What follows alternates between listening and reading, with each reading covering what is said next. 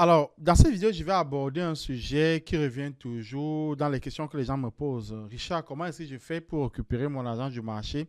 Le marché est en train de pomper, je ne sais pas si je dois vendre, si je dois attendre, comment est-ce que je dois me comporter? Alors, en réalité, il n'y a pas de solution miracle par rapport à ce que vous voulez faire. Il faut avoir un certain nombre de concepts généraux et à partir de là, vous allez adapter selon votre sensibilité et selon votre situation. La première chose qu'il faut prendre en compte, c'est que vous devez récupérer votre capital. Ça, c'est la première chose. Alors, une fois que vous avez récupéré votre capital, vous pouvez maintenant commencer à décider ce que vous voulez faire. Vous devez aussi, lorsque le marché monte, vous devez vendre au fur et à mesure. Et lorsque le marché descend, vous devez acheter au fur et à mesure. Donc, on parle du DCA. DCA à l'achat, DCA à la vente.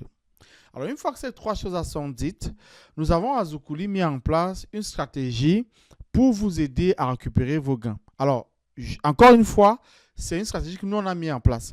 Donc, on vous la donne, c'est comme une sorte de blueprint. Vous allez l'adapter selon vos besoins.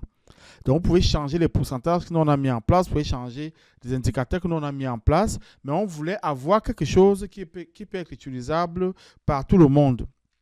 Donc, la stratégie, elle est simple. Elle consiste à regarder l'augmentation qu'on a eue. Et une fois qu'on a le pourcentage d'augmentation, on va utiliser cette augmentation-là pour aller définir la quantité de tokens qu'on va vendre. Et au fur et à mesure que le temps va passer et que la valeur du token va augmenter, on va continuer à vendre jusqu'à ce qu'on ait récupéré notre capital. Dès qu'on a récupéré notre capital, on peut décider de vendre tous les tokens qui restent pour avoir notre bénéfice. Si c'est un token auquel on croit et auquel on fait confiance, on pense, on espère que la valeur va augmenter dans le futur, on peut décider à un certain moment d'arrêter de vendre. Ou alors on peut continuer avec la même stratégie encore et encore et encore.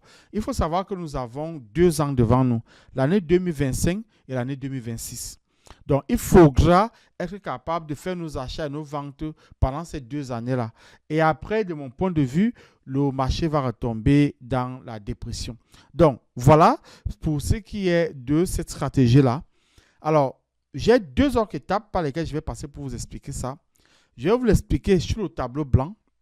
Donc, vous allez venir dans le tableau blanc avec moi. Et je vais vous l'expliquer sur un fichier que j'ai mis en place, Google Sheet, que je vais mettre à votre disposition dans la description de la vidéo. Alors, si vous aussi, vous avez mis en place une stratégie, commentez dans cette vidéo pour nous donner votre stratégie à vous. Si vous utilisez notre fichier, n'hésitez pas à nous donner votre feedback parce que l'idée, c'est d'améliorer cet outil-là qui peut être très utile pour tout le monde. Donc, venez avec moi dans le tableau blanc.